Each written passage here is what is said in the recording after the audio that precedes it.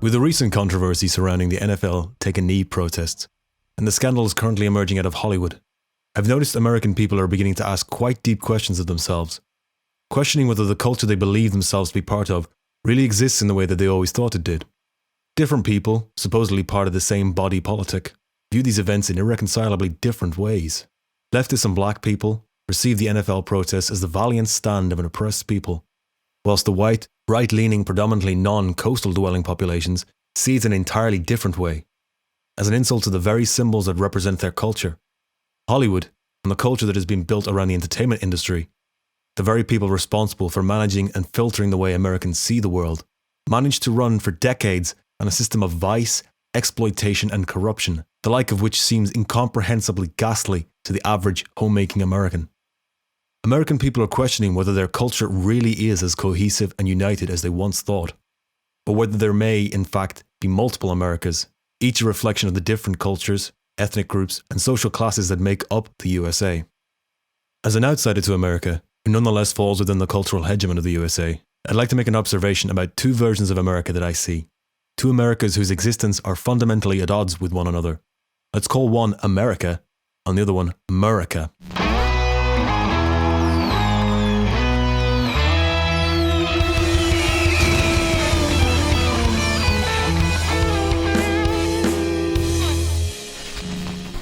America is made up of the actual people that live in the country and form a continuity from its 17th century colonial founders. It consists of their traditions, their values, their families, their way of life, and its relationship to the landscape and environment. Murica is a media-constructed fantasy. It is patriotism and community expressed through substitutes, like watching professional sports, and a sense of nationhood that relies on Hollywood and corporate media for its mythology. Its archetype is the urbanite tech worker, happily providing web support for Facebook whilst consuming soy lattes and Star Wars memorabilia. It has no real rooting in a place or a people, thus signals universality over loyalty or heritage. It is a giant cultural supermarket. Murica is phrases like a nation of immigrants, land of opportunity. Murica is Zangweil's melting pot and Emma Lazarus's latterly added inscription on the Statue of Liberty, beckoning the world's tired and poor to the country's shores.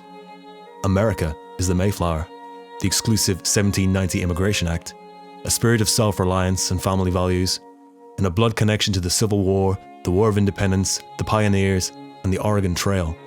Conservatives in particular like to think these two Americas are the same thing. Hollywood and George Washington are part of one and the same cultural lineage. Leftists, increasingly, notice the disconnect, but do not look fondly on the latter or the culture that he represents. I should note, by the way, that with this dichotomy I've set up, I'm not denying that other parallel Americas exist. For instance, there is the America that African Americans inhabit, and the America that Native Americans inhabit, which despite decades of propagandizing and attempted integration, clearly remain separate cultures from that of white America. If anything, Murica is the lie that these disparate and very real elements all exist as one nation. That despite their differences, they all ultimately put everything aside and find common identity through watching football and consuming burgers, light beer, and high fructose corn syrup. I'm also not going to gloss over the fact that the America I've proposed as a counterpoint to Murica is a thoroughly white Gentile construction that exists in part because of the conquest of other peoples by white European settlers. Murica may in recent times have taken to guilt-tripping whites quite heavily for the aggressions and transgressions of their forebears, but it is fundamentally a colorblind fantasy, one that sees the erasure of ethnic differences and integration as a good above other goods. But the question is, integration into what?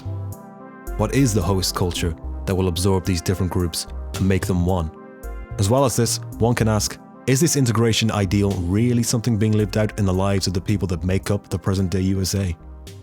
The answer to that first question about what culture to integrate all these people into is a culture of indulgence and atomization, where an individual does not express their connection to the world through their heritage, family, or community, but rather through what they consume, through the television programs they watch, the trendy political causes they champion without any self-sacrifice, the food they consume, the holidays they take, and the sex they have.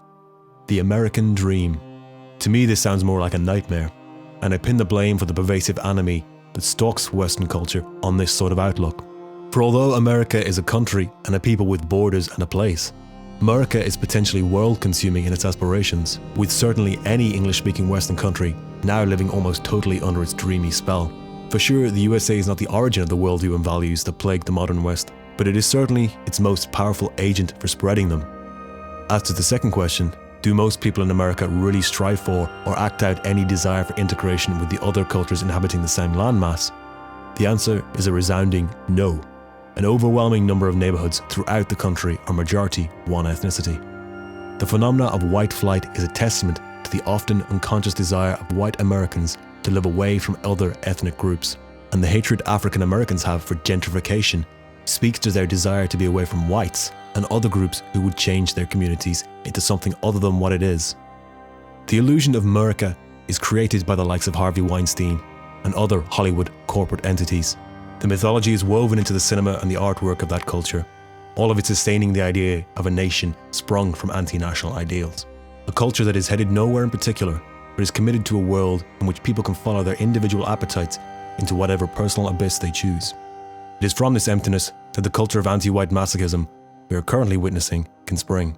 When nobody has any personal bonds to a people or a past, it becomes moral to show how willing you are to spit upon your roots and signal your devotion to the universal but surface-deep ideals of individual freedom and consumption.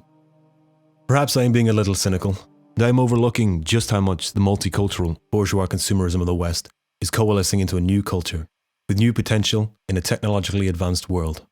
But I sense that the outcome will not be so utopian. What is lost when this becomes our ideal vision of ourselves? Can a community or nation exist whose only points of commonality are shopping, spectator sports, and movie watching? If the future of America-led West looks like the overweight, estrogen-laden, superhero t-shirt wearing shadows of men I see shuffling timidly about Western cities, then I don't want it. If America, however, is to rediscover a sense of itself in this present identity crisis, if it relearns the hardy but humble values that sustained all European cultures for many generations, then it may project another vision of civilization onto the West, and we may yet wake from the American dream.